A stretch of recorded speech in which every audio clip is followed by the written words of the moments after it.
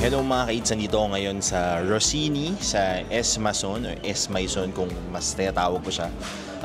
Meron silang media launch ng kanilang mga pinakabagong Italian dishes na ino-offer. So, meron sila ditong Fritto Misto, Insalata Rossini, Prosciutto Pizza, Seafood Alighe Pizza, parang sinful yun. Tapos meron silang Taglierini, Tartufati Rossini, sana tama yung pagkakapronounce ko. Tapos fried gnocchi in pesto cream. And then sa meat naman, meron silang beef tenderloin steak with parmesan cream sauce. Parang sarap nun. Tapos for dessert, meron silang cannoli Siciliani. Okay? So dito to sa Rossini, sa Conrad, sa S. Maison, dito sa may Pasay City, sa SM Mall of Asia Complex.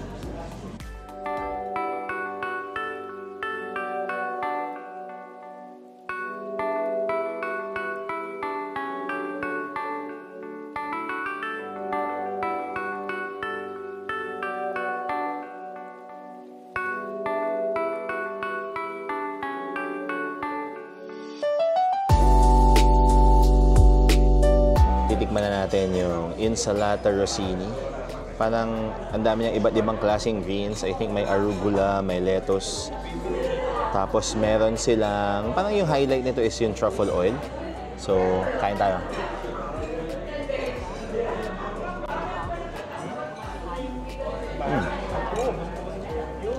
Very fresh yung veggies.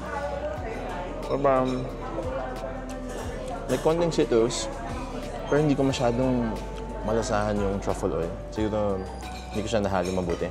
Tikman natin ulit So, mas hinalo ko na siya.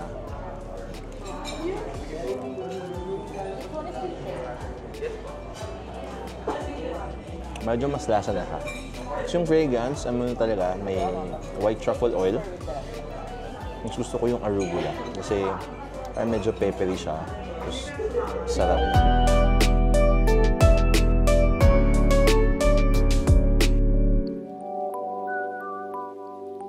Ito na yung Fritto Misto. So, try natin parang with their tartar sauce, kung di ako nagkakamali. No? Parang meron silang salsa verde pala. So, yan. Looks like it's shrimp. So, titikman natin kung shrimp ba talaga siya o hindi. Let's eat!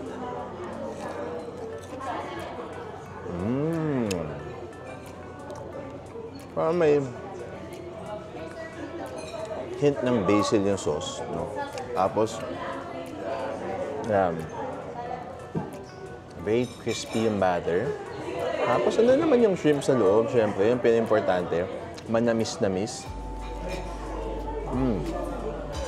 Fried seafood. Very good. Ito yung kanilang squid, mga kaids. Papakita ko lang sa inyo, kasi medyo hindi ako pwedeng mag-squid dahil ina-acid tayo. Pero yan, malaki-laki naman yung cut ng kanilang squid ring. Tapos very consistent naman yung kapal ng kanilang batter.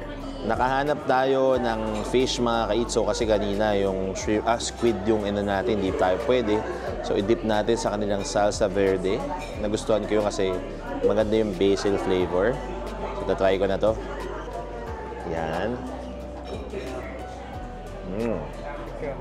Ito naman. Masarap yung fish.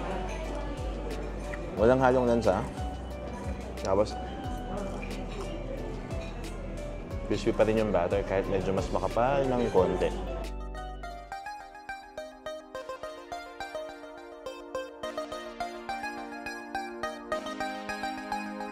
So ito yung one bite nung ating gnocchi, fried gnocchi with pesto cream. Ano naman parang medyo unique kasi yung gnocchi usually para siyang boiled. Sila, prinito nila. Kung di ako nagkakamali, yung gnocchi is made from potato. Wow. Pillowy soft. Very cheesy yung lasa. Tapos yung pesto cream, ang refreshing. Perfect.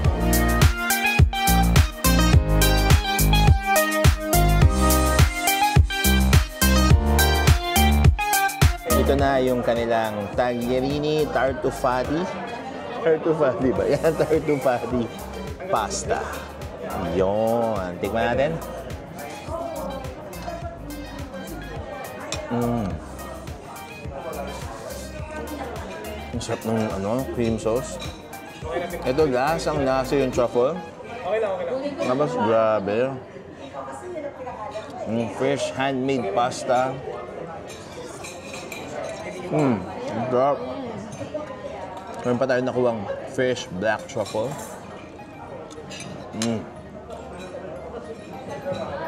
Ito yung pizza of the day natin. So, pinagsama na nila. This is for the table naman. Pero, on its own talaga siya. So, ito yung kanilang prosciutto pizza. And ito yung kanilang seafood alige pizza. Naku, patay tayo dyan.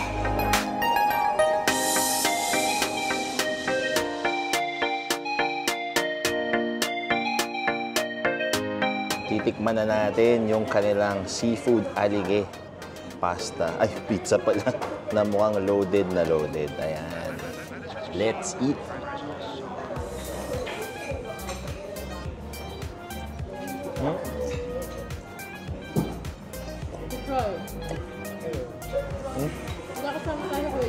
Ang dami naman. Ang sarap ng pinaka-pizza niya. Tapos yung seafood. Fresh na fresh. Sarap. Nandun talaga yung alige flavor, mga ka-eats. Ang dami ring cheese. Winner.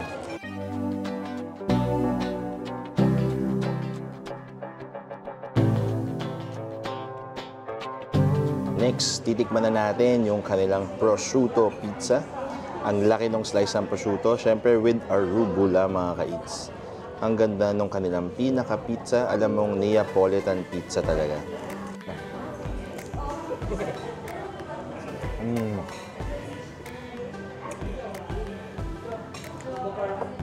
Wow. Sobrang savory. Ang sarap ng arugula. Tapos, yung pinaka-pizza has the perfect chew.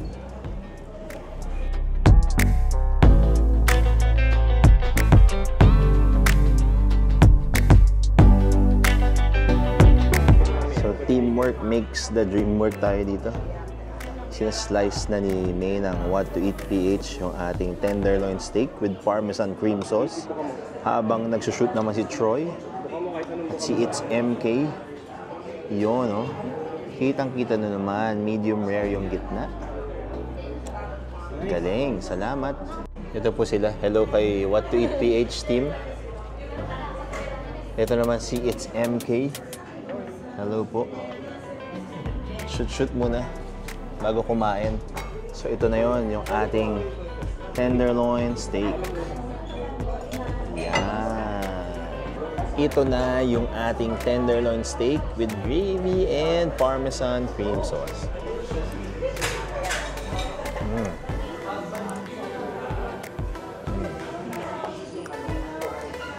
Panalo. Panalo yung bite. Malambot talaga. Mas malasa yung cream sauce. Maganda yung combination nila ng gravy, mga kaibigan. Sarap.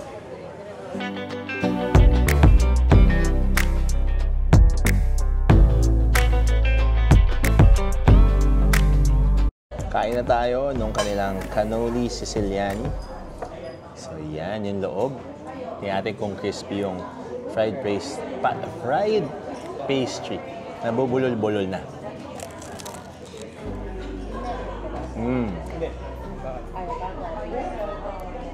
Got crunch.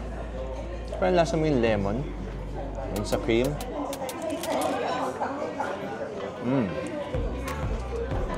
Masarap siya.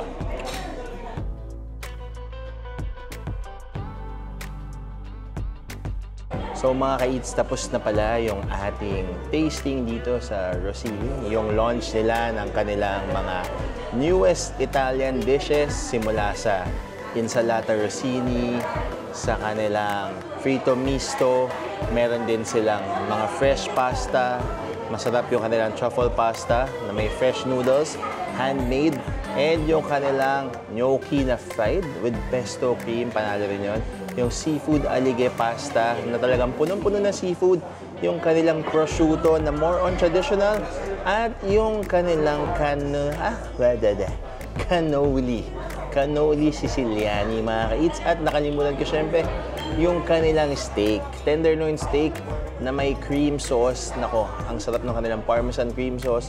Siguradong magugustuhan ninyo. So, bisita na kayo dito sa Rossini kung kayo ay nagka-crave ng Italian food na sigurado naman masarap na masarap.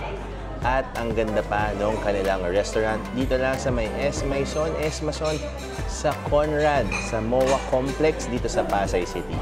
Until next time mga ka-eats, bye-bye!